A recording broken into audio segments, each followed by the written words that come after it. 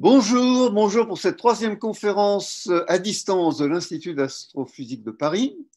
Donc, conférence finalement déconfinée parce qu'elle ne se passe pas dans l'amphithéâtre de l'Institut qui n'accueille que 130 personnes, mais tout le monde là peut participer de tous les coins du monde. J'en profite d'ailleurs pour dire bonjour à nos amis du Grand Est qui en profitent pour organiser à Montbéliard un café des sciences. Voilà. Eh bien, bienvenue à tous de tous les coins de l'Hexagone. Et aujourd'hui, eh bien, la conférence va être donnée par Florence Duret. Nous avons un chef opérateur que vous connaissez bien, c'est Jean Mouette. Jean Mouette travaille avec nous, travaille à l'IAP, mais en particulier organise ses conférences depuis déjà 20 ans. Il travaille à l'IAP depuis 30 ans, plus de 30 ans, 35 ans même. Et il a participé à de nombreuses aventures extraordinaires. Il a fait des films en Angola, je me souviens très bien. Il est allé surveiller et regarder des éclipses. Et il a en particulier, il est auteur d'un film qui s'intitule Les aurores boréales sont-elles faites de la matière dont on tisse les rêves? Et pour ce film, mais surtout pour l'ensemble de son travail avec nous et d'une manière générale, eh bien, Jean Mouette a reçu la médaille de cristal du CNRS de l'année 2020. Et nous sommes tous très heureux pour lui. Et vraiment, bravo Jean Mouette. Donc, Merci Daniel. vous ne le verrez pas. Voilà, il arrive. Merci Jean Mouette. Et donc, grâce à toi, eh bien, ce travail, cette conférence va pouvoir avoir lieu. Dans un instant, vous verrez Florence Duret. Florence, tu es là? Je suis là. Voilà, Florence. Alors, Florence est chercheuse à l'Institut d'astrophysique de Paris. Nous nous connaissons, Florence et moi, depuis déjà de nombreuses années, parce qu'on a commencé par travailler ensemble à l'époque où elle a commencé ses recherches sur les galaxies à noyau actif. Elle travaillait avec Jacqueline Bergeron, qui est également chercheuse à l'Institut d'astrophysique de Paris. Donc, ça nous situe dans les années 80 à peu près. Et ensuite, elle s'est orientée à, toujours dans le thème de la recherche extragalactique, mais là, elle s'est orientée vers les amas de galaxies. Et dans les années 90, et alors qu'elle était observatrice, qu'elle observait, elle est toujours d'ailleurs observatrice, bien sûr, elle utilisait les télescopes optiques dans le domaine de l'optique, elle s'est plutôt intéressée aux propriétés X, les émissions X des amas.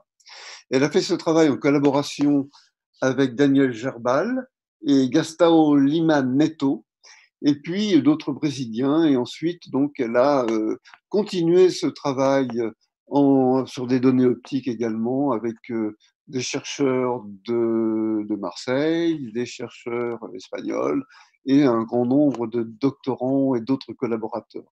Ce qu'il faut remarquer, c'est que l'activité de Florence ne se borne pas simplement à son travail de recherche et évidemment les travaux périphériques, mais aussi elle est, depuis 2004, elle est membre de l'association Femmes en sciences, Femmes et Sciences, qu'elle a présidée d'ailleurs pendant 2 ans, et qui cherche à promouvoir les femmes dans les sciences et justement lutter contre tous ces stéréotypes qui empêchent les femmes de se tourner vers des disciplines dites dures, mais qui ne sont pas forcément comme les mathématiques, l'informatique et la physique.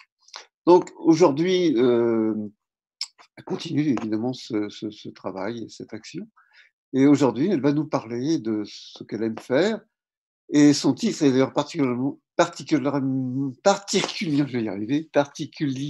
bien choisi. Il est très d'actualité, mais je lui laisse le soin de le commenter. Voilà, à toi, Florence. Merci Daniel. Eh bien, bonsoir à toutes et à tous. Aujourd'hui, on va passer 1 heure avec les amas de galaxies et j'espère que je vais vous convaincre que c'est un sujet de recherche absolument passionnant. Donc, vous avez ici en première page un amas de galaxies que j'aime bien et sur lequel j'ai longtemps travaillé, qui s'appelle l'amas Coma. On y reviendra.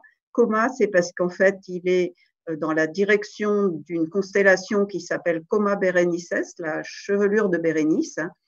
Et vous voyez sur cette image 2 très grosses galaxies en orange Vous voyez aussi beaucoup de petites galaxies oranges un petit peu partout.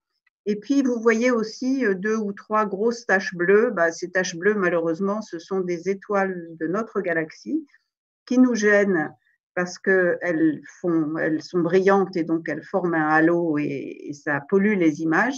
Mais évidemment, il n'est pas question de sortir de notre galaxie pour observer Coma, donc il faut se débrouiller pour arriver à les éliminer.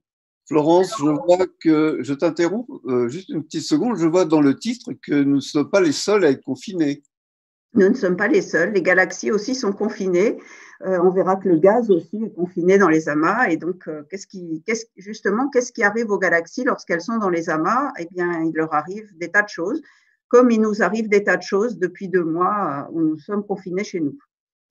Alors, les grandes structures de l'univers, disons à très grande échelle, il y a des simulations numériques qui ont été faites, comme par exemple ici la simulation Millennium, vous voyez avec 10 milliards de particules, et les ordinateurs actuellement peuvent même faire plus. Et donc, on va voir le résultat de cette simulation numérique montre que la matière se distribue dans l'univers, non pas de façon homogène, mais suivant des sortes de filaments qu'on appelle les filaments cosmiques. Et ici, on est en train de zoomer sur ce qui va être l'intersection de filaments de galaxies, qui est en fait un amas de galaxies. Et donc, vous voyez une échelle, 125, et puis ensuite, ça va se réduire à la moitié. Et donc, chaque fois, on va zoomer davantage jusqu'à arriver à l'échelle d'un amas. Et donc, un amas de galaxies, en fait, c'est une structure liée par la gravité, c'est un ensemble de galaxies, et qui se trouve à l'intersection de plusieurs filaments cosmiques. Et donc, un des intérêts des amas, c'est qu'ils sont très riches en galaxies et qui vont influencer les propriétés des galaxies. Donc là, vous arrivez à 3,9, on ne va pas aller beaucoup plus loin. Et puis ensuite, on va dézoomer, donc on va s'éloigner de l'amas. Et les quantités qui sont données, donc vous voyez un MPC divisé par H, c'est complètement hermétique, mais en fait non, on va voir à quoi ça correspond, c'est simplement l'échelle qu'on va utiliser pour les amas. Alors, si on regarde cette simulation maintenant à 4 époques différentes, eh bien, en haut à gauche, vous avez en gros le début de l'univers. Donc, ça correspond à une quantité qu'on aime bien utiliser qui s'appelle le décalage spectral. Le décalage spectral, en fait, il vient du fait que les galaxies s'éloignent toutes les unes des autres et leur lumière est décalée vers le rouge, ce qui indique qu'elles sont en train de s'éloigner de nous. Et donc, ce décalage spectral, vers le début de l'univers, il vaut environ 18. Z, c'est le décalage spectral. Je n'ai jamais su pourquoi on le notait Z, mais c'est comme ça. Et ça correspond à une période, ce Z égale 18,3 correspond à une période où l'âge de l'univers était d'environ 0,21 milliard d'années. Donc, GYR, c'est gigayear, c'est donc 1 milliard d'années. Donc, on voit le résultat de la simulation numérique avec l'échelle de 125 qu'on a vue tout à l'heure. Vous voyez, la distribution de la matière est encore relativement floue. Donc, ces simulations numériques, en fait, elles incluent des particules qui vont interagir uniquement. Alors, de temps en temps, ça saute quand je parle trop longtemps. Excusez-moi, ce n'est pas ma faute. Donc, les particules interagissent uniquement sous l'effet de la gravité, donc c'est la gravitation de Newton, hein, et évidemment en tenant compte de l'expansion de l'univers. Donc si vous descendez maintenant depuis la figure qui est en haut à gauche vers la droite, eh bien vous voyez l'univers tel qu'il était quand l'univers avait 1 milliard d'années, donc une région, bien sûr, ce n'est pas tout l'univers, et puis quand l'univers a ensuite 4,7 milliards d'années, ce qui correspond à un décalage spectral de 1,4, et ça, on sait observer des amas même au-delà de 1,4, et maintenant, donc, Z égale 0, c'est-à-dire que c'est la période actuelle, on considère que l'univers a environ 13,6 milliards d'années, et ce qu'on voit, eh bien, c'est à l'intersection d'un certain nombre de filaments, on a une structure beaucoup plus dense, et cette structure, c'est un amas. Alors, les amas, ils ont été étudiés beaucoup dans les années 1930 d'abord par Zwicky. Zwicky, c'était un astronome assez extraordinaire qui était suisse. Et en particulier, on va en parler dans quelques minutes, c'est le premier qui a compris que dans les amas de galaxies, il y avait un problème, c'est-à-dire qu'on voyait des galaxies, mais que ces galaxies se déplacent beaucoup trop vite. Et en fait, si on considère uniquement les masses des galaxies, eh bien, il n'y a pas assez de matière pour retenir les galaxies dans les amas. Et ça a été un article. Je commence le stream.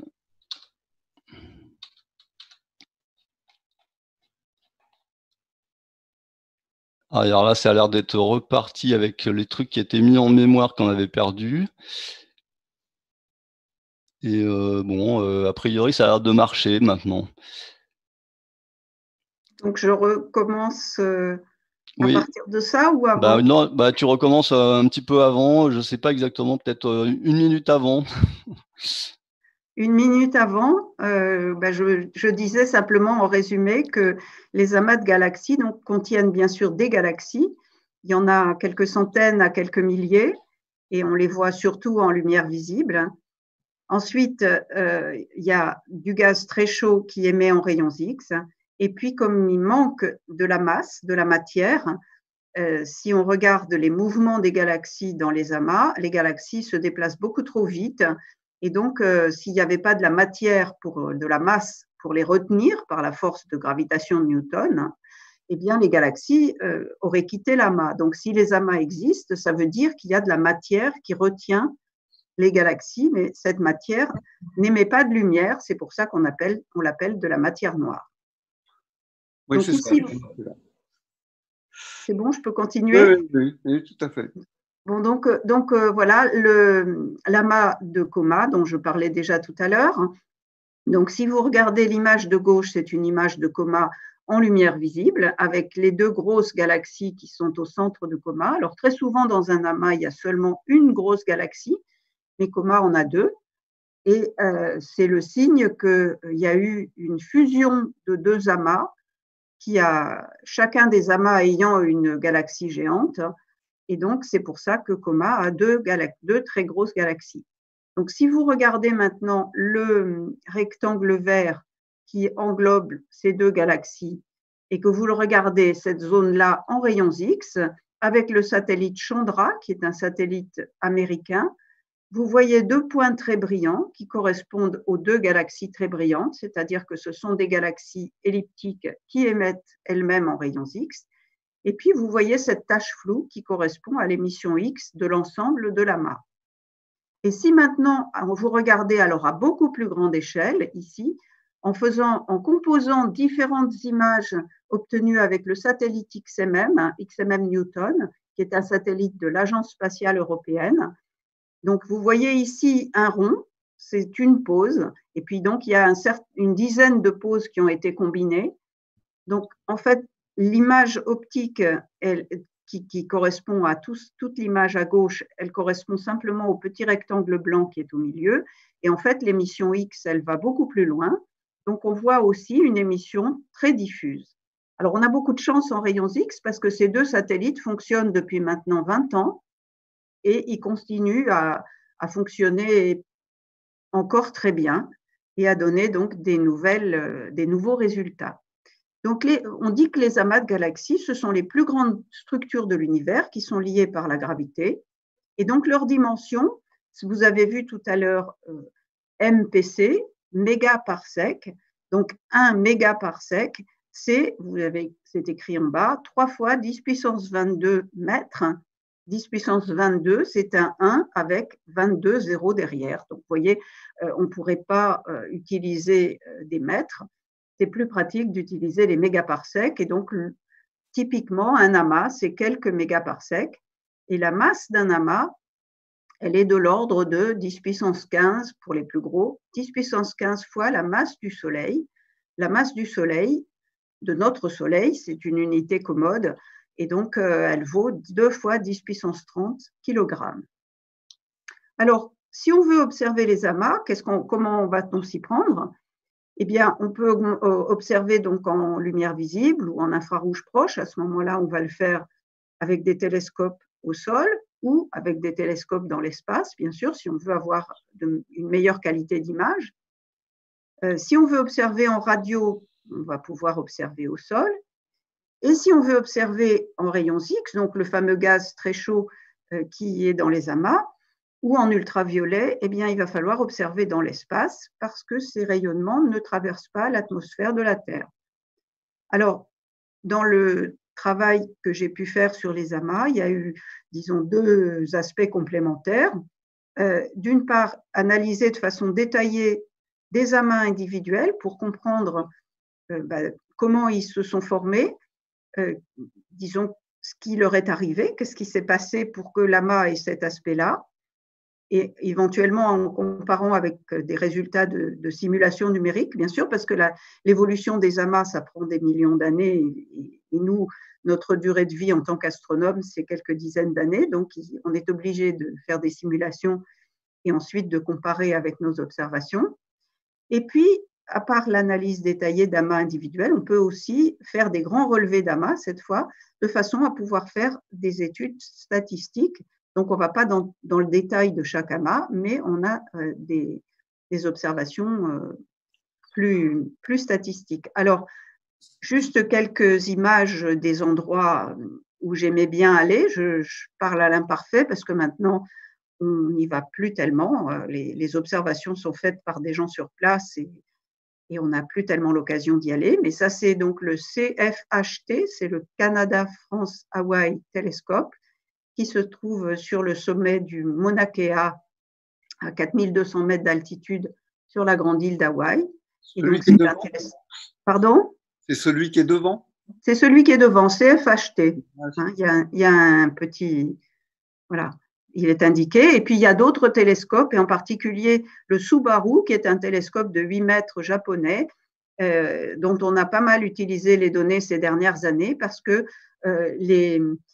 les données sont archivées et au bout d'un an, elles deviennent publiques. On peut les récupérer et en faire ce qu'on veut. Et les données de Subaru sont d'une qualité particulièrement excellente. Je ne parle pas des autres parce que moi, j'en ai pas eu l'usage, mais évidemment, le Keck aussi, mais depuis longtemps, donne des très, très bonnes données.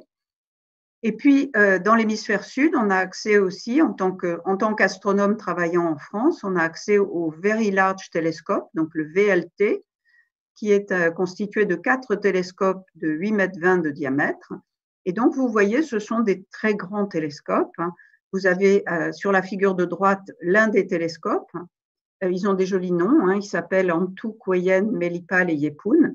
Et donc, vous avez à droite le télescope Kueyen. Je le sais parce que c'est écrit dessus. Ils se ressemblent tous. Mais vous voyez que c'est l'homme donne l'échelle en bas. Vous avez un personnage ici. Et puis, vous voyez ici donc le miroir et l'aspect du télescope.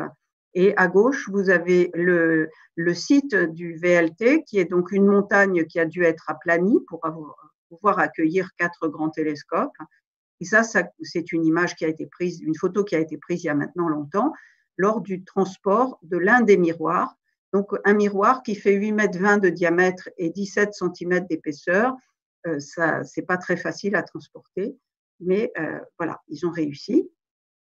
Alors, bientôt, dans quelques années, pour les projets, j'ai toujours mis des points d'interrogation parce qu'on n'est jamais très sûr, mais il y a un projet qui s'appelle le EELT, donc European Extremely Large Telescope, qui serait un télescope de 39 mètres et qui sera, c'est au futur, c'est pas au conditionnel, qui sera constitué de 798 miroirs hexagonaux. Pourquoi hexagonaux ? Parce qu'avec des hexagones, on peut paver une surface sans laisser de trous, alors que si c'était des cercles, on ne pourrait pas. Donc, c'est pour ça qu'autrefois, les tomètes qu'on mettait au sol dans les fermes, c'était des tomètes hexagonales, souvent, c'est parce que c'est un des moyens faciles pour paver une surface plane. Et donc là, ce n'est pas une surface plane, mais enfin, il y aura donc presque 800 miroirs qui feront chacun 1,40 m, tout simplement parce qu'on ne sait pas fabriquer un télescope de 39 mètres un miroir de 39 mètres d'un seul bloc. Et donc, le projet EELT, vous voyez, par rapport au VLT, c'est énorme. Et par rapport à l'Arc de Triomphe de la Place de l'Étoile à Paris, c'est à peu près du même ordre de grandeur. Donc, c'est quand même un projet qui sera très, très impressionnant. Alors là, c'est une image de synthèse, mais les terrassements ont déjà été faits. Donc, c'est en cours. Et le site, c'est toujours dans le désert d'Atacama. Donc, vous voyez, il ne pousse absolument rien. La probabilité de beau temps est donc très grande. Et c'est sur une montagne qui est à 20 km, je crois, à vol d'oiseau, du Mont Paranal, où se trouve le VLT. Alors, il y a d'autres instruments aussi comme ALMA, mais ALMA, vous allez en entendre parler dans la prochaine conférence de Pierre Cox, donc je vais passer. Et j'en arrive donc aux galaxies dans les amas. Alors, juste pour vous rappeler la classification des galaxies, parce que quand je vais vous parler de galaxies elliptiques ou de galaxies spirales, il faut que vous sachiez de quoi je parle. Donc, les galaxies elliptiques, vous voyez, elles peuvent avoir une forme sphérique ou sphéroïdale, c'est-à-dire ballon de football, ballon de rugby. Ensuite, vous avez deux branches, c'est pour ça qu'on appelle ça un diagramme en diapason. Ceux qui sont musiciens ont déjà vu un diapason, ça, cette forme-là. Et donc, vous avez la branche des galaxies spirales avec, vous voyez, une région centrale qu'on appelle le bulbe, qui va en diminuant quand on va vers la droite, et puis des bras qui sont aussi les bras spiraux, donc ici, qui sont de plus en plus ouverts. Et en bas, vous avez la même branche, mais cette fois-ci avec une barre. On ne va pas en avoir besoin ici. Donc, voilà quelques images de galaxies. Andromède, qui est notre voisine, donc la galaxie la plus proche de nous, visible de l'hémisphère nord. Vous avez en haut à gauche une galaxie elliptique. En haut à droite, une galaxie, elle est marquée SA, mais elle est presque lenticulaire. Donc, vous voyez le bulbe, donc la partie centrale, ressemble beaucoup à une galaxie elliptique. Mais en plus, vous avez ici un disque. Et puis, une galaxie spirale avec des bras très ouverts. Alors, les bras, souvent, on en représente deux, mais parfois, il y en a 3 ou 4. Une galaxie spirale barrée et une galaxie irrégulière, donc il y a une forme complètement irrégulière. Et donc, qu'est-ce qu'on trouve dans les galaxies finalement? Eh bien, on trouve bien sûr des étoiles, c'est ce qu'on sait depuis toujours. Il y a des étoiles dans les galaxies, pas depuis toujours, mais enfin, disons depuis Galilée, on sait qu'il y a des étoiles dans la Voie lactée. Et ensuite, on s'est aperçu que les galaxies sont constituées d'étoiles. Mais il y a aussi du gaz. Alors, c'est du gaz froid cette fois. Ce n'est pas du tout le gaz chaud qui émet en rayons X dans les amas, ça, on en parlera plus tard, qui est de l'hydrogène majoritairement et qui sert à former les étoiles. Et puis, autour des galaxies, vous avez aussi un halo de matière noire. On ne va pas trop en parler ici, parce que je voudrais surtout vous parler de ce qui se passe dans les amas. Alors, par contre, je voudrais insister sur le fait que les galaxies elliptiques, donc, elles sont très riches en étoiles rouges, qui sont des étoiles vieilles, froides, qui ont été formées il y a longtemps.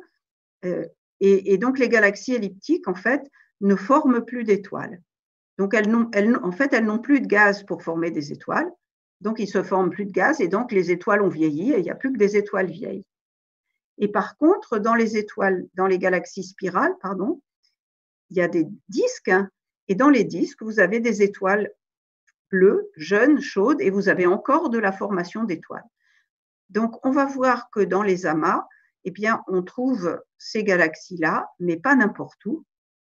C'est-à-dire que dans les amas, eh bien, dans les régions centrales, on va trouver davantage de galaxies elliptiques, et sur les bords des amas, dans les régions extérieures des amas, au contraire, on va trouver davantage de galaxies lenticulaires, je n'ai pas prononcé le mot encore, ce sont des galaxies intermédiaires entre les elliptiques et les spirales, qui ont la forme de lentilles, comme les lentilles qu'on mange, c'est pour ça qu'on les appelle comme ça, avec un bulbe gonflé et puis une sorte de disque.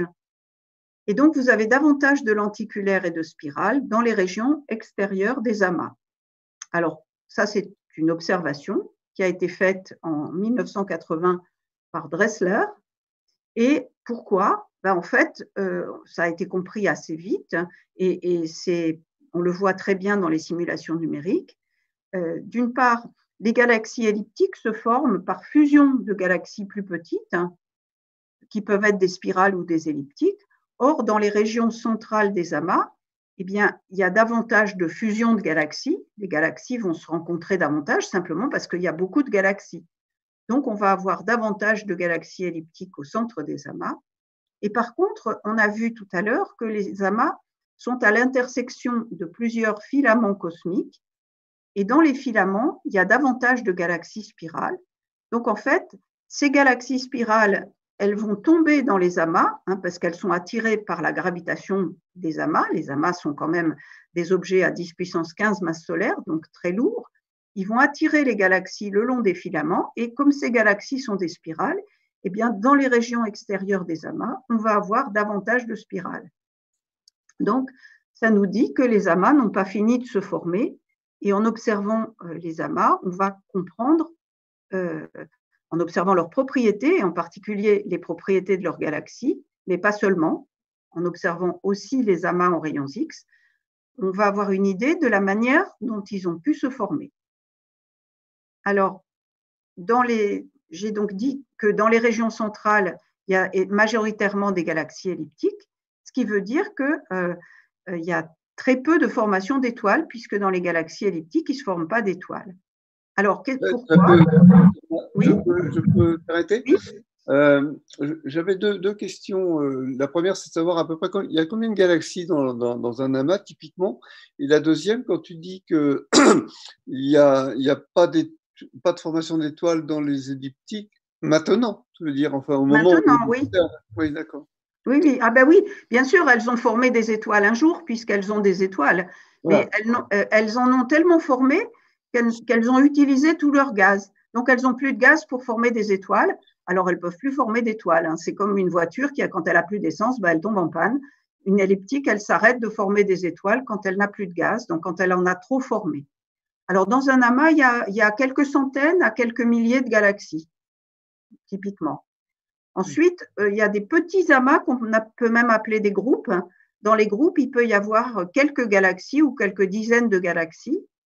Par exemple, nous sommes dans la Voie lactée, et la Voie lactée, elle est dans un groupe qu'on appelle le groupe local. Et donc, le groupe local, il comprend la Voie lactée, il comprend Andromède, ce sont les deux grosses galaxies du groupe local, plus un certain nombre de galaxies plus petites, comme les nuages de Magellan, et puis des galaxies naines. Est-ce qu'il y a d'autres questions ou je continue? Non, tu continues. Bien. Alors, donc, je parlais de la formation d'étoiles, justement, dans les galaxies d'amas. Alors, pourquoi est-ce que les galaxies, évidemment, je vous ai expliqué que les galaxies elliptiques ont consommé tout leur gaz, donc elles ne peuvent plus en former, mais il peut aussi quand même y avoir quelques spirales dans les centres, dans les régions centrales des amas. Mais ces spirales, parfois, elles sont aussi privées de gaz, simplement parce qu'elles se déplacent très vite dans l'amas. Et je vous ai dit, dans l'amas, il y a un gaz très chaud qui émet en rayons X. Et donc, par frottement contre ce gaz très chaud, eh bien, les galaxies peuvent elles-mêmes perdre leur propre gaz, qui est du gaz froid. Et à ce moment-là, si elles n'ont plus de gaz, elles ne forment plus d'étoiles. Et puis, je vous ai aussi dit, dans les amas, il y a beaucoup de fusions de galaxies. Et les fusions de galaxies aussi vont pouvoir arracher aux galaxies leur gaz. Et si les galaxies n'ont plus de gaz, elles ne forment plus d'étoiles. Donc ça, c'est ce qui se passe dans les régions centrales des amas. Maintenant, dans les régions périphériques des amas, donc vers les régions extérieures, au contraire, il peut arriver qu'il y ait davantage de formation d'étoiles, davantage d'étoiles qui se forment dans ces galaxies-là, parce que, d'une part, le gaz des galaxies qui sont à l'extérieur peut être comprimé lorsque les galaxies tombent dans l'amas. Je vous ai dit, il y a des galaxies qui se déplacent le long des filaments cosmiques et puis qui peuvent être attirées par les amas. Et quand elles tombent dans l'amas, eh bien, leur gaz peut être comprimé. À ce moment-là, elles vont se mettre à former davantage d'étoiles. Et là, il y a des simulations, comme les simulations de Becky, par exemple, qui montrent ça très, très bien. Et donc, ça peut expliquer qu'il y ait une augmentation de la formation d'étoiles dans les régions périphériques des amas. Donc, les galaxies d'amas ne sont pas comme les autres. Il peut aussi y avoir des filaments dans lesquels il se forme davantage d'étoiles. Ça, c'est un exemple d'un amas que j'aime bien parce que j'ai travaillé dessus plusieurs années. Il s'appelle Abell 85. Donc, à gauche, vous voyez l'image en rayons X. On y reviendra. Donc, vous voyez l'amas et puis vous voyez une sorte de grand filament ici qui est aussi détecté en rayons X. Alors, bien sûr, en rayons X, nos yeux ne sont pas sensibles, donc on est obligé d'utiliser des fausses couleurs. Alors, toutes les images en rayons X que je vais vous montrer, eh bien, les couleurs ont simplement été choisies de façon à illustrer ce qu'on essaye de montrer. Donc là, par exemple, c'est une image et simplement, ce qui est vert, ça correspond à une intensité faible, une émission en rayons X faible. Et puis, quand l'intensité augmente, eh bien, on passe au rose, puis au rouge, puis au jaune. Donc, vous voyez cette espèce de filament. Eh bien, nous avons observé ce filament en H-alpha. H-alpha, c'est une raie de l'hydrogène qui permet de détecter de la formation d'étoiles. Et on a tous les points. Donc, ici, vous avez les contours qui sont en marron, c'est l'émission X. Donc, le filament se trouve ici, en bas à gauche, et tous les points bleus sont les régions, les galaxies où on a détecté de la formation d'étoiles grâce à la raie H-alpha. Et vous voyez que il y a un peu d'émission H-alpha au centre et il y a surtout de l'émission H-alpha dans le filament.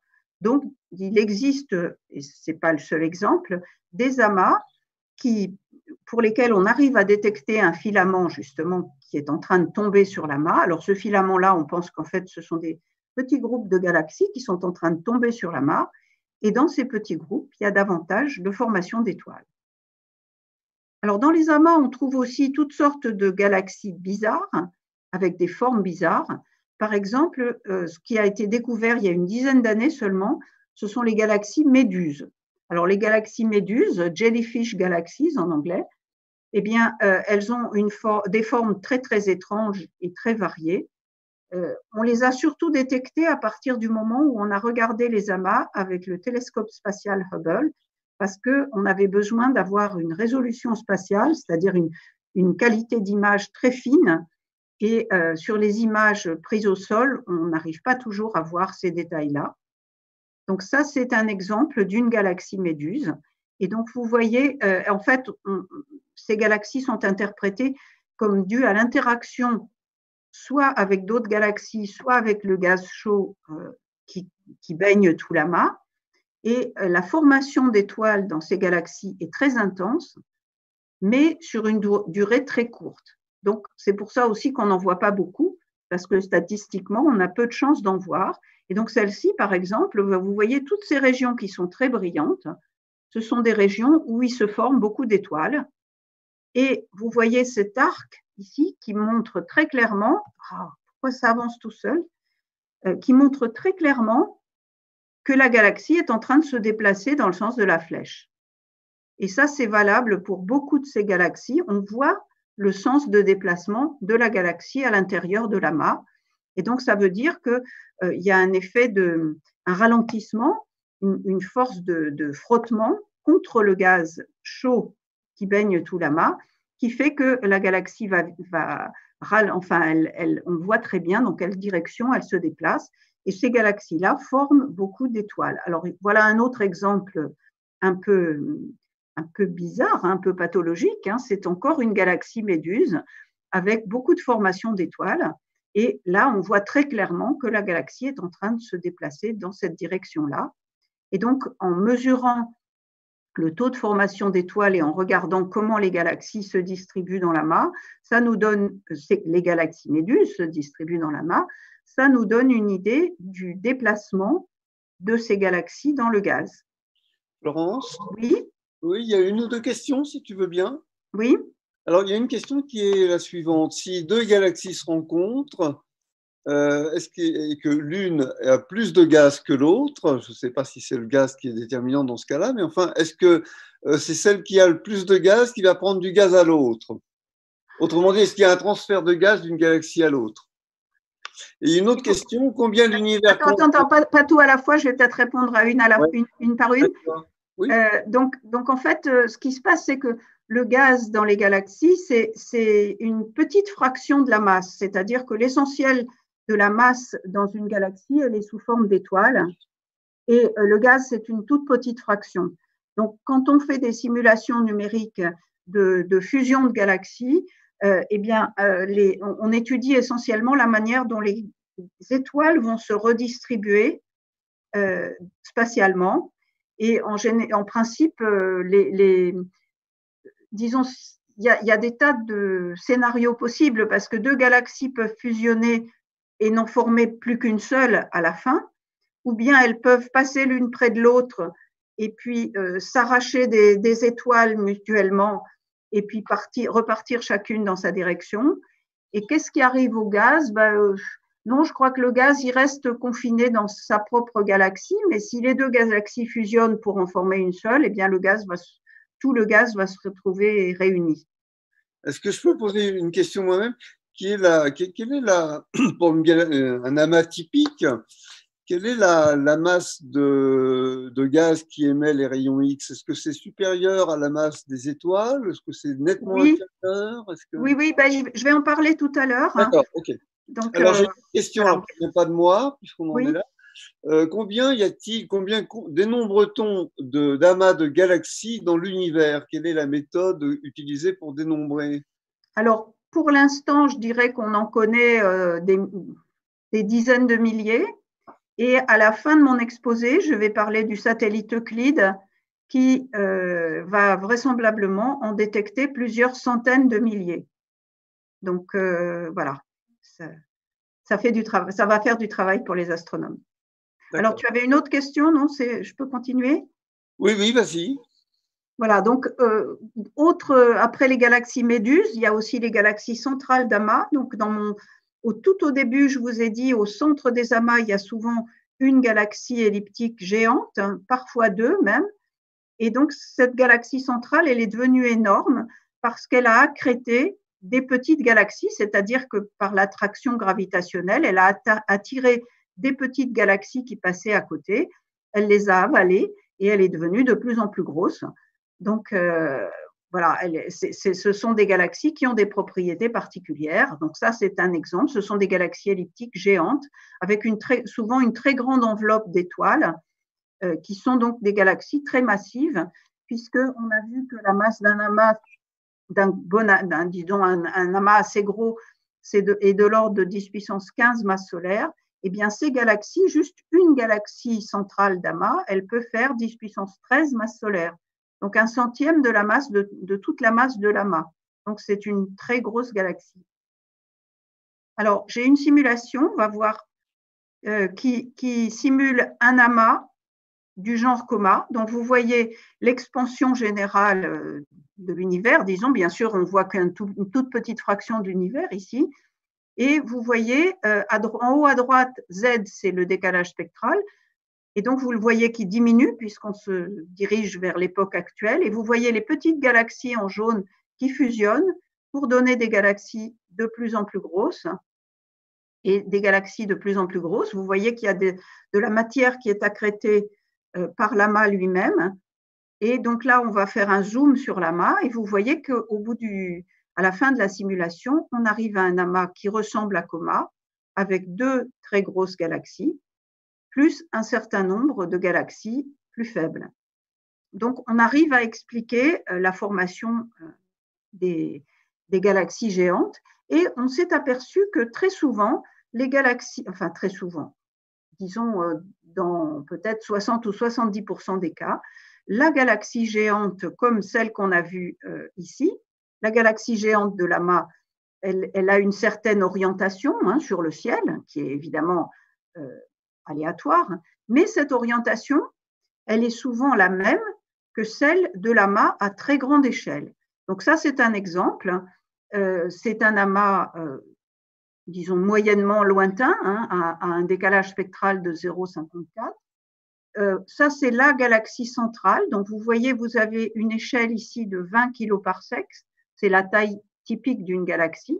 Donc, Évidemment, c'est une galaxie géante, donc elle peut atteindre 100 km/s de diamètre. Hein, c'est une grosse galaxie. Devant, là, c'est une galaxie d'avant-plan, bon, qui nous gêne, mais voilà. Mais la galaxie géante, elle est orientée donc avec son grand axe suivant une direction qui est à peu près à 45 degrés, disons, par rapport au nord qui est toujours en haut. Et si on regarde maintenant la distribution des galaxies à très grande échelle, on trouve que l'orientation générale, elle est, donc là vous voyez la taille de l'amas correspond à peu près au cercle noir. Et donc à l'échelle vraiment, à une échelle encore plus grande que celle de l'amas qui contient cette galaxie qui est à gauche, on a une orientation qui est globalement la même. Ce n'est pas un hasard, c'est juste parce que la majorité des galaxies qui sont tombées dans l'amas, pour former l'amas, elles sont tombées le long du filament, oh là là, le long du filament, d'un filament qui était orienté, disons, comme ça.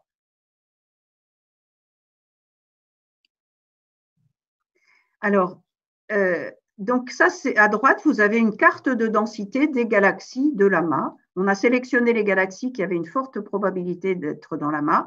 On a fabriqué des images qui montrent la densité de ces galaxies. Et donc, évidemment, c'est comme des courbes de niveau en montagne. Vous savez, quand les courbes se resserrent, c'est plus difficile de grimper. Là, c'est pareil, sauf qu'on ne grimpe pas. Mais les contours qu'on voit en vert à gauche comme à droite, ce sont des contours d'égale intensité lumineuse cette fois. Et donc, plus ils sont serrés, plus il y a de lumière à gauche, et plus à droite, plus ils sont serrés, et plus il y a de matière, plus il y a de galaxies. Et donc, le centre de l'amas est ici. Et on a créé des cartes de densité comme ça aussi, enfin principalement dans le but de rechercher des filaments. Alors, on a trouvé, ça c'est le plus grand filament qu'on ait trouvé.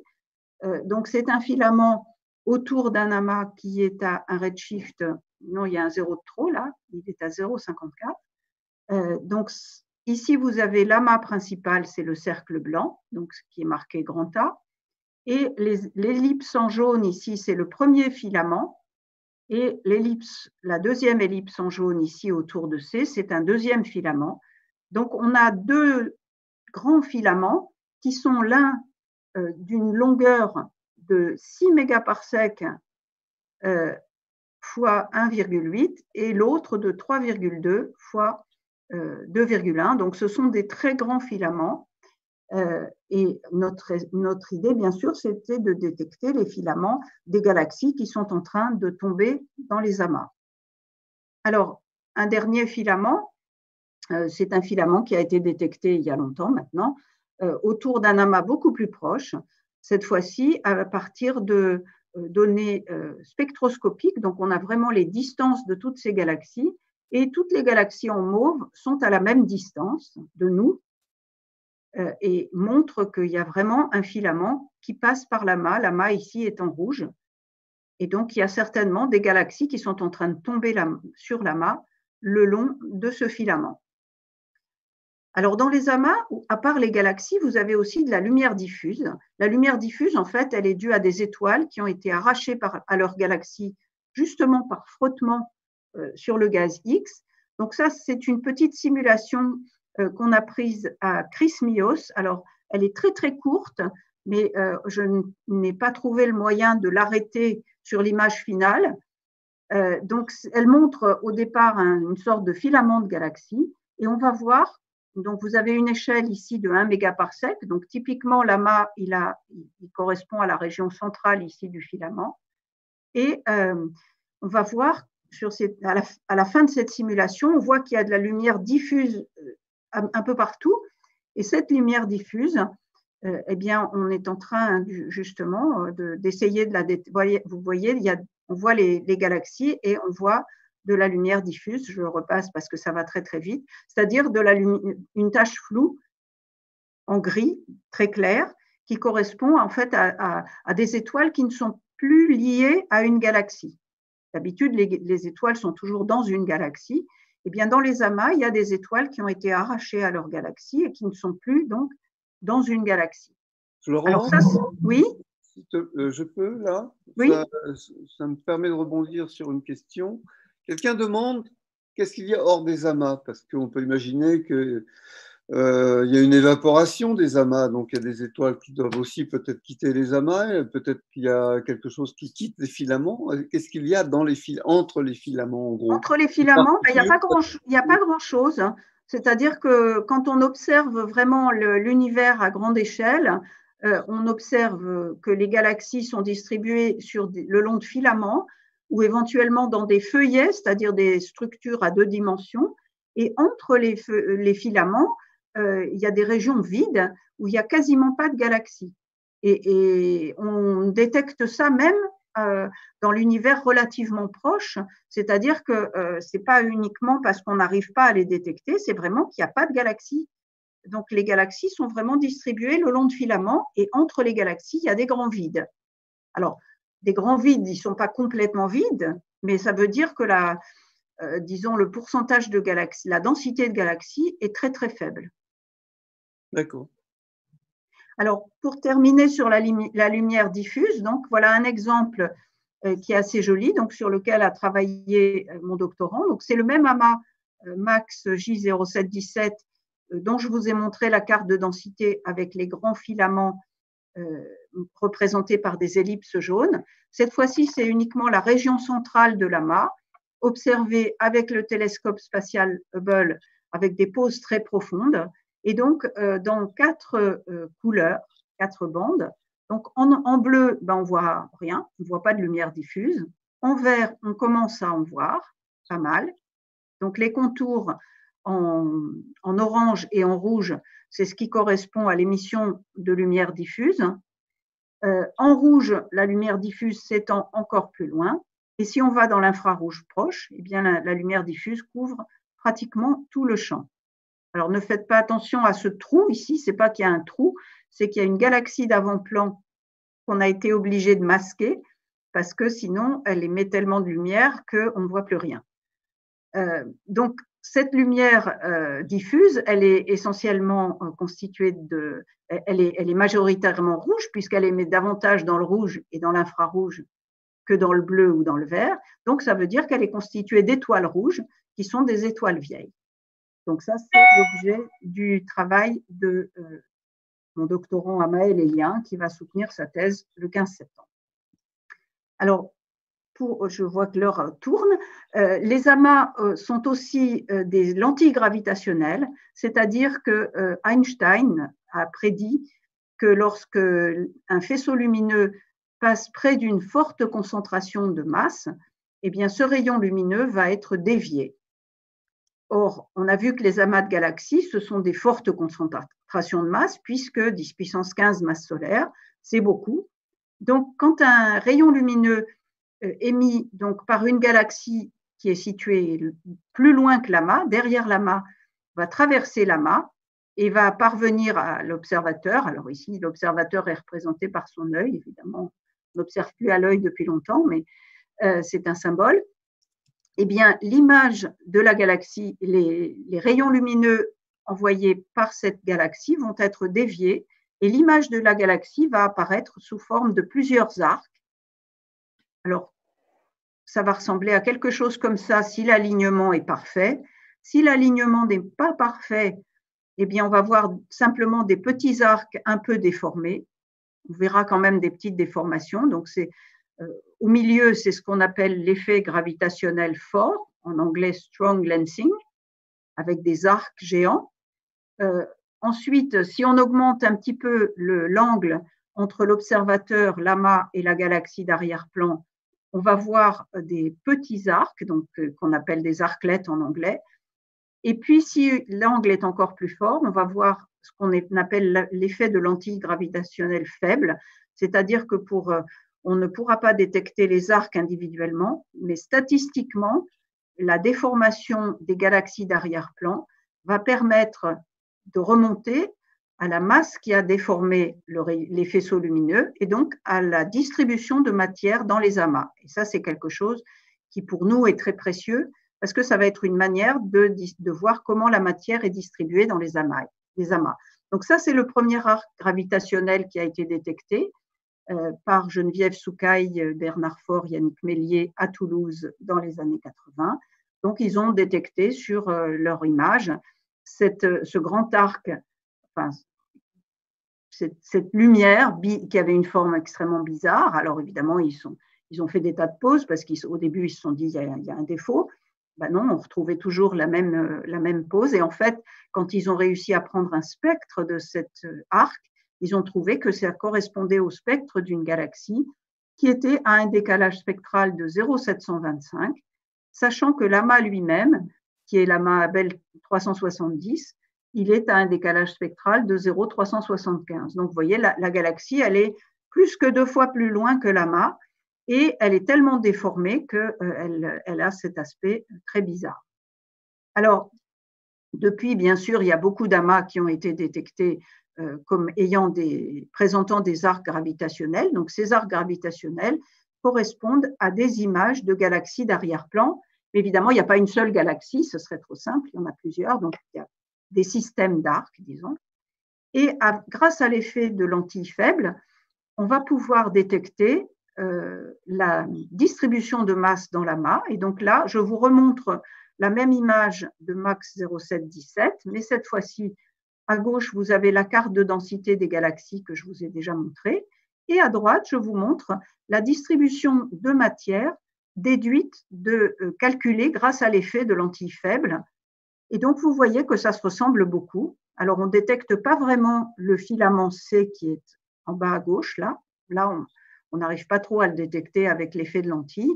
Par contre, on détecte très bien cette région qui est marquée 2 et qui, à gauche, correspond à peu près à la région marquée B. Et puis, on détecte, bien sûr, l'amas à grande échelle, c'est-à-dire l'amas et son environnement. Donc, ce sont 2 manières de déduire la distribution de masse dans les amas.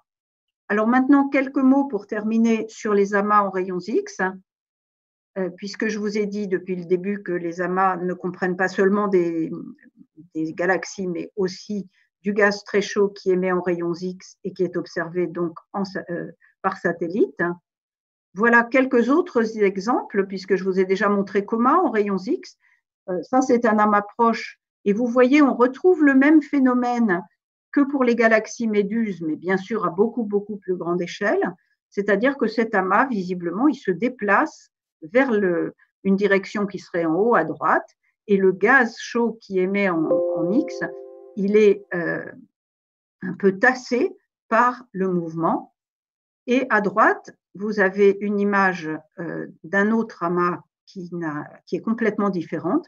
Donc, autant l'image de gauche était relativement lisse, autant celle de droite ne l'est pas du tout. Et donc, il y a des travaux qui sont faits sur ce genre d'amas, parce qu'en général, il y a des propriétés particulières de la galaxie centrale, qui est une galaxie avec un noyau actif qui va émettre de la lumière dans plusieurs domaines de longueur d'onde et modifier énormément les propriétés du gaz X, mais ça, ce serait une autre conférence.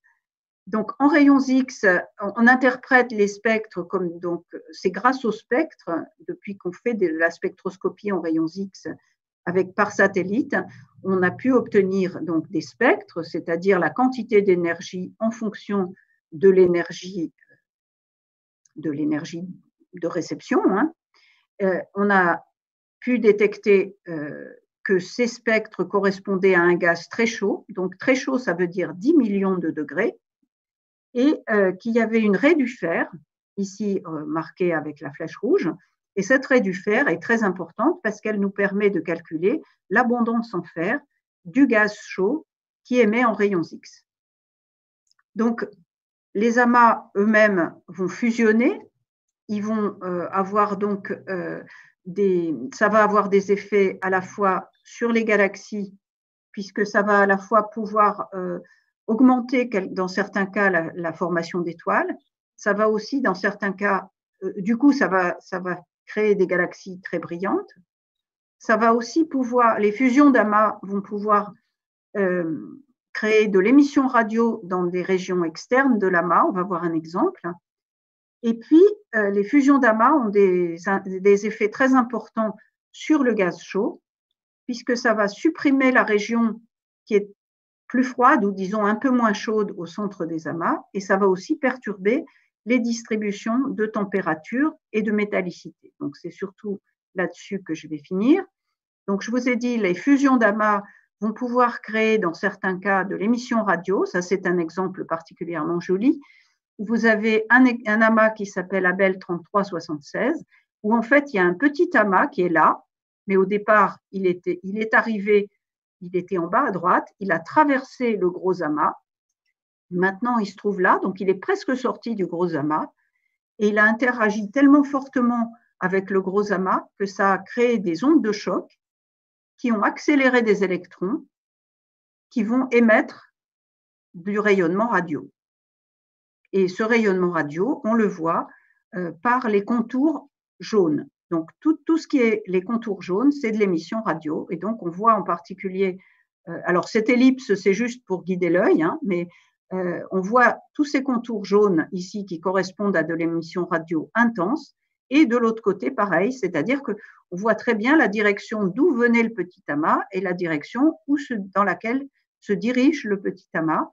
Et il y a eu un effet, une sorte d'effet de fronde, et des deux côtés, il y a eu accélération d'électrons et création d'émissions radio. Alors, là, on peut calculer des cartes de température du gaz chaud lui-même. Donc, voilà, pour le même amas, toujours, une carte de température du gaz chaud. Donc, vous voyez, le gaz est très chaud quand c'est rouge, moins chaud quand c'est jaune et encore moins chaud quand c'est vert, tout en restant à des millions de degrés, hein, mais disons ça peut varier entre 2 millions et 12 millions de degrés. Et on voit très bien l'effet le petit amas se trouve ici, hein, donc les contours, c'est simplement les contours de l'image en rayons X. On voit que le petit amas a créé un chauffage du gaz chaud par fusion des deux amas. Et on peut même créer aussi une carte de métallicité de l'amas. Et grâce à des simulations numériques, eh bien, on peut reproduire ce qui se passe. Alors, je vais vous montrer plutôt celles-ci parce qu'elles sont plus détaillées. Là, vous avez une simulation numérique qu'on appelle hydrodynamique, c'est-à-dire que ça inclut le gaz. Vous avez un petit amas ici en haut à droite qui va tomber sur l'amas qui est à gauche, qui est plus gros. Donc, vous avez trois intervalles de temps, disons, à un décalage spectral de 0,13, les deux amas sont encore bien séparés. À 0,09, le petit amas commence à rejoindre le grand, et à z égale 0, il a complètement été avalé par le grand. Donc ça, c'est les trois images du haut, c'est simplement la carte, l'image, qu'est-ce qu'on voit. Et si maintenant on s'intéresse à la température du gaz, eh bien, vous voyez qu'au départ, la température du gaz, elle est relativement homogène. La deuxième étape, la température du gaz, elle est un peu plus chaude déjà. Et à la troisième étape, on va voir une température encore plus chaude, avec surtout des régions, des petites régions beaucoup plus chaudes.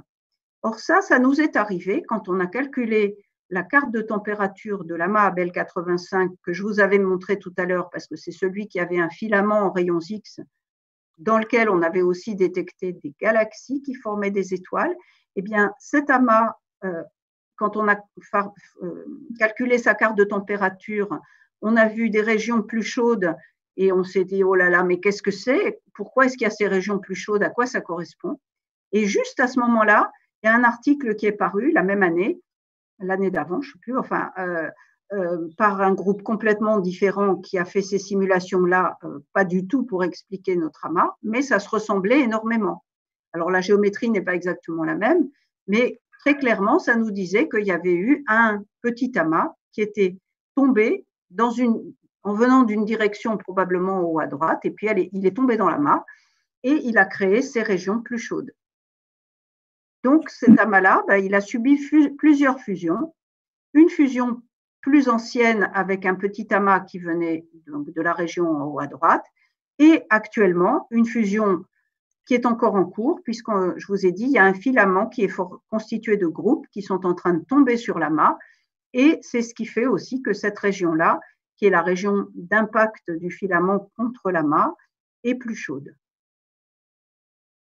Alors, pour terminer, donc dans les amas, je vous ai dit, il y a des galaxies, on l'a vu. On a vu qu'elles avaient des propriétés particulières parce qu'elles étaient dans les amas. Il y a du gaz très chaud, je n'ai pas passé beaucoup de temps parce que je ne pouvais pas tout dire. Et puis, je vous ai dit aussi que Zwicky nous avait dit que les mouvements rapides des galaxies dans les amas impliquent qu'il y a de la masse qui retient les galaxies dans les amas. Ça, c'est un premier argument en fonction pour dire qu'il y a de la matière noire, c'est-à-dire de la matière massive, mais qui n'émet pas de lumière, parce qu'on a cherché à toutes les longueurs d'onde, que ce soit en X, en optique, en infrarouge, on n'a jamais trouvé ce que c'était que cette matière, donc ce n'est pas de la matière lumineuse. Et deuxième argument en faveur de la matière noire dans les amas, eh bien, le gaz très chaud qui émet en rayons X, si on considère qu'il est en équilibre dans l'amas, il nous permet de calculer la masse totale de l'amas. Et donc là, j'ai la réponse à ta question, Daniel. La distribution de masse dans les amas, eh bien, la masse contenue dans les galaxies, c'est à peu près 5% de la masse totale de l'amas. Le gaz chaud, c'est à peu près 15%. Et donc, ça veut dire qu'il y a 80% de la masse de l'amas qui est constituée d'une matière qui n'émet pas de lumière. Alors, voilà, c'est comme ça. Alors, bien sûr, la matière noire, on ne peut pas la voir directement, mais une des manières de la voir, c'est justement de calculer la masse de l'amas, et une autre manière, c'est d'utiliser l'effet de lentille gravitationnelle faible dont je vous ai parlé tout à l'heure. Alors ça a été un exemple particulièrement magnifique. C'est un amas qu'on a appelé l'amas du boulet, bullet cluster en anglais. Ça a été une découverte assez jolie quand même, parce que vous avez ici deux amas en fusion, donc un petit amas qui a traversé un grand amas, c'est un peu comme Abel 3376, mais c'est encore plus visible. Donc en couleur, l'image en couleur, c'est l'image en rayons X. Donc vous avez un gros amas ici et un petit amas ici, et vous voyez très clairement la direction dans laquelle il se déplace. Et donc par frottement, le gaz est freiné et ça fait qu'il a des bords très nets, alors que s'il était en équilibre, il n'aurait pas des bords comme ça aussi nets. Et les contours verts correspondent aux contours d'égale masse. C'est un peu la même chose que ce que je vous ai montré dans le cas de l'amas MAX 0717, où je vous ai montré la carte de densité des galaxies et la carte de masse reconstruite à partir de l'effet de lentille gravitationnelle faible. Là, c'est la même chose. C'est aussi, les contours ont été calculés à partir de l'effet de lentille gravitationnelle faible, donc à partir d'images profondes en se basant uniquement sur la déformation statistique des galaxies d'arrière-plan. Et là, on voit très très bien un gros amas ici et un petit amas ici, avec le gaz chaud qui est entraîné. Donc, le gaz chaud de l'amas principal qui est entraîné par le petit amas, et puis le gaz du petit amas, lui, qui est freiné par rapport à la matière globale, c'est-à-dire essentiellement de la matière noire du petit amas, qui, elle, ne subit pas de collision, et donc elle continue, il n'y a pas de force de freinage. Donc, le gaz X, il est freiné, mais pas la matière noire. Donc, pour terminer, voilà, cette fois je termine vraiment. Eh bien, donc, j'espère que je vous ai convaincu que les galaxies confinées, il leur arrive des choses, elles ont des propriétés particulières. Et en particulier, les fusions d'amas vont avoir des effets à la fois sur les galaxies et sur le gaz chaud. Alors, ce qui nous intéresse aussi, c'est de comprendre comment les amas se sont formés. Donc, pour ça, on est obligé d'observer des amas les plus lointains possibles. Et donc, on recherche des amas très lointains pour essayer de remonter à l'époque où les amas étaient en train de se former. Alors, on pensait que les amas s'étaient formés à des décalages spectraux entre 1 et 2. Et puis, en 2016, il y a un amas qui a été découvert à décalage spectral de 2,5. Donc, ça veut dire qu'à à cette époque-là, il y avait déjà des amas. Alors, bien sûr, ce sont des galaxies très faibles, donc il faut des données obtenues avec des très grands télescopes, mais on a ce qu'il faut pour commencer à détecter des amas très lointains et de plus en plus lointains pour comprendre comment ils se sont formés. Donc, l'idée, bien sûr, c'est de comprendre comment ils se sont formés et puis aussi de détecter des amas en très grande quantité pour avoir des très grands échantillons. Et pour ça, bientôt, d'abord, on aura le James Webb Space Telescope. Alors, Daniel pourra peut-être me dire si c'est 2021, maintenant c'est 2022, je crois. Oui, je crois maintenant que c'est 2022. Oui, tous les ans, ça ralentit d'un an. Oui. Voilà, donc je mets toujours un point d'interrogation parce que tant que ce n'est pas lancé, on n'est jamais très sûr. Mais disons ça, ce sera un télescope de plus de 6 mètres dans l'espace qui va certainement révolutionner beaucoup de choses. Parce que chaque fois qu'on fait un saut technologique, eh bien, on fait des découvertes. Ensuite, il va y avoir le satellite Euclide, donc le lancement, là aussi, ça devrait être 2022, qui est essentiellement un satellite pour faire de la cosmologie, c'est-à-dire étudier l'univers à très grande échelle, mais qui devrait détecter environ 100 000 amas de galaxies. Donc, il y aura du travail, beaucoup de travail sur les amas de galaxies. Et puis, en rayons X, alors je vous ai dit, on a beaucoup de chance parce que depuis 20 ans, on a Chandra, XMM Newton, et puis il y a aussi un troisième satellite, Suzaku, japonais, qui lui s'est arrêté il y a quelques temps, mais on a eu une période glorieuse. Par contre, c'est la décennie 2020, on espère que ces satellites vont continuer à fonctionner parce que Athéna, j'ai mis 2028, mais ça pourrait être 2032 ou 34, enfin, c'est pas pour tout de suite. Donc là aussi, c'est un saut technologique considérable, mais il va pas voler tout de suite. Donc, on espère que XMM Newton et Chandra vont continuer. Voilà, s'il y a encore des questions. Bien, merci beaucoup. Merci Florence. C'était vraiment très, très, très, très lumineux. Voilà. Et on a appris beaucoup de choses dans cette période de confinement. Enfin, maintenant, on commence à arrêter le confinage, mais quand même. Alors, j'ai quelques questions. J'en ai deux au moins. Il y a une question technique qui est intéressante. On sait qu'on dit en général qu'il y a 100 milliards d'étoiles dans notre Voie lactée, et parfois on entend dire 200 milliards. Qu'est-ce qui fait la différence? C'est quand même un facteur 2. Est-ce qu'on sait pourquoi on est aussi peu précis?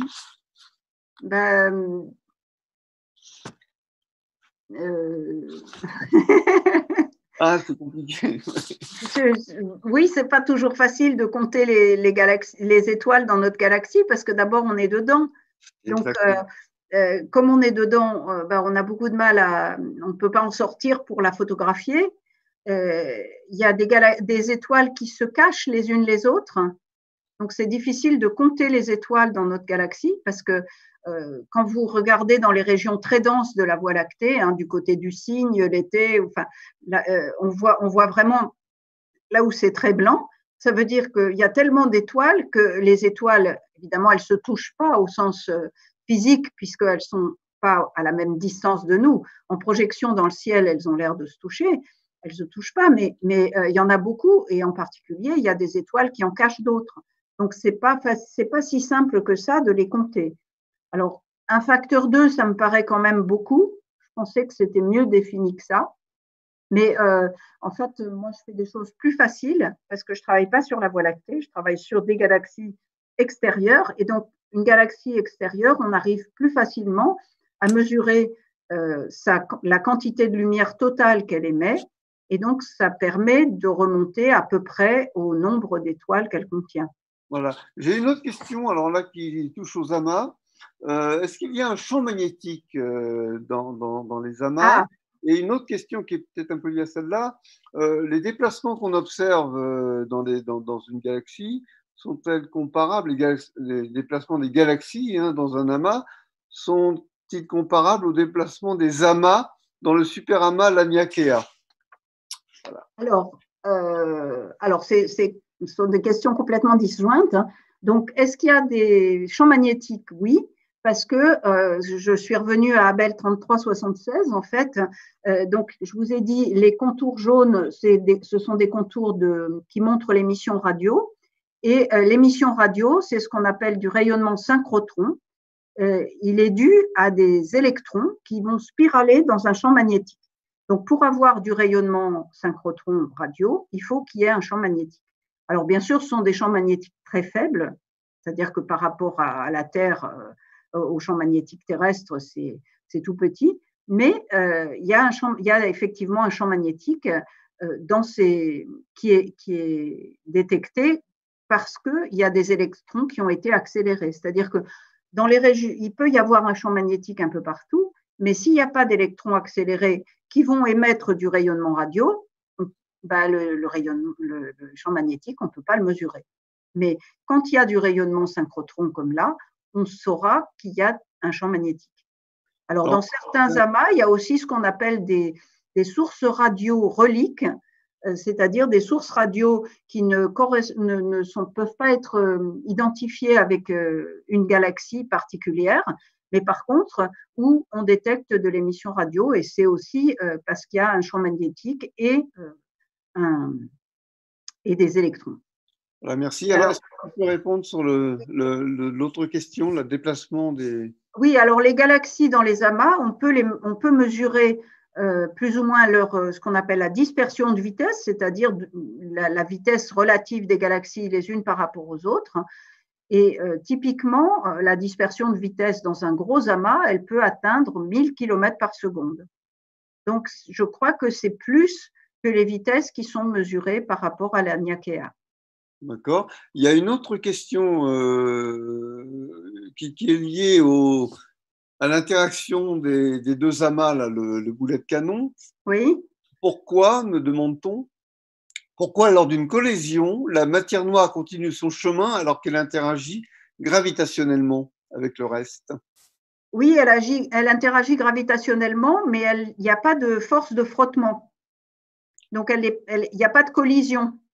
Il n'y a pas de viscosité. Voilà, il n'y a pas de viscosité, donc elle continue son chemin sans frottement. Hein, comme un patineur, bon, il y a toujours un petit peu de frottement sur la glace, mais pas beaucoup, alors que si on essaye de faire des glissades simplement sur des chaussures, on va beaucoup moins loin avec le même élan.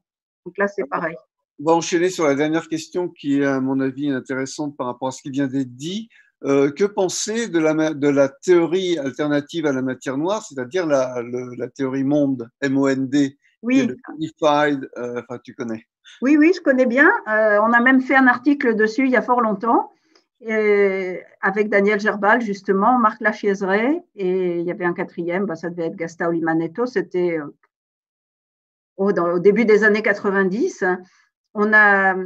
Alors pour ceux qui ne connaîtraient pas Monde, parce que ce n'est pas connu par tout le monde, Monde, c'est une théorie alternative qui a été développée essentiellement par Milgrom en Israël, qui dit qu'aux très faibles accélérations, la loi de Newton, qui est simplement F égale m gamma, comme on apprenait à mon époque, ma, comme on dit maintenant, c'est-à-dire la force gravitationnelle est égale à la masse, au produit de la masse par l'accélération, eh bien, il y a un terme supplémentaire, c'est-à-dire que c'est plus F égale ma, mais c'est F égale ma fois un certain facteur qui est très faible, mais qui n'est pas 1, enfin très faible, qui n'est pas tout à fait 1.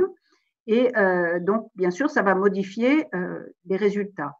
Alors, pourquoi est-ce qu'il a développé cette théorie? Essentiellement parce que, je vous ai dit, la matière noire, on en parle parce que pour expliquer les mouvements des galaxies dans les amas, et plutôt le fait que les galaxies sont retenues dans les amas, mais la matière noire, on en parle aussi lorsqu'on étudie la rotation des galaxies spirales, parce qu'on s'aperçoit que la vitesse de rotation des galaxies spirales est grande, est trop grande là aussi, et donc les étoiles sur les bords des galaxies spirales devraient être parties là aussi, donc il faut qu'elles soient retenues par quelque chose, et donc on est obligé de supposer qu'il y a un halo de matière noire autour des galaxies spirales. Alors, Milgrom a développé Monde pour expliquer les courbes de rotation des galaxies spirales, c'est-à-dire la manière dont les galaxies spirales tournent, sans avoir besoin de matière noire. Et ça marche. Donc, nous, ce qu'on s'est dit, c'est que est-ce que dans les amas de galaxies, si on applique Monde, on se débarrasse de la matière noire? Malheureusement, ou heureusement, je ne sais pas, enfin la réponse est non. C'est-à-dire qu'on a besoin de moins de matière noire si on introduit monde, mais il y a quand même de la masse qui manque. Donc, ça ne suffit pas. Et l'image du boulet, là, c'était pas justement un grain de sable dans la théorie monde? Ça n'a pas servi à montrer qu'on ne pouvait pas appliquer le monde dans ce cas-là? Peut-être bien, oui. Oui, bon. Oui. J'ai un peu oublié parce que c'était il y a 15 ans, mais oui, c'est possible. Ouais. Bien. Eh bien, il n'y a plus de questions, il y en a eu pas mal, et il y a eu beaucoup de monde. Eh bien, merci Florence, merci pour cette conférence. Bonsoir. Voilà, vous pouvez retrouver d'ailleurs cette conférence sur YouTube, elle est enregistrée. Et merci d'avoir donné cette présence et cette possibilité à tout le monde Et peut-être que Jean peut annoncer la prochaine. Alors la prochaine, non, je ne me souviens plus. Oui, la prochaine conférence, ce sera mardi 2 juin, toujours à 18h30, par Robert Moszkowicz. Ah oui, pardon, j'ai confondu. Et je vais vous rappeler le titre tout de suite, le temps que j'aille sur le site de l'IAP, parce que je n'avais pas anticipé ça. Pardon, Non, mais j'y suis, là, il n'y a pas de souci, on a le temps pour l'instant. Donc voilà, le titre de la conférence de Robert Moszkowicz le 2 juin, ça sera « Contrepartie électromagnétique des événements gravitationnels », entre parenthèses sursaut gamma, rémanence, kilonovae, : que faut-il attendre des futures campagnes d'observation LIGO-Virgo ?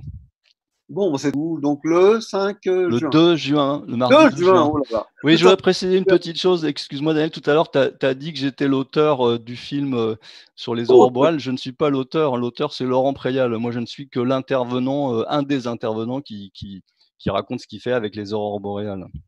Voilà, merci. Allez, bonne soirée à tous. Et à bientôt sur les ondes.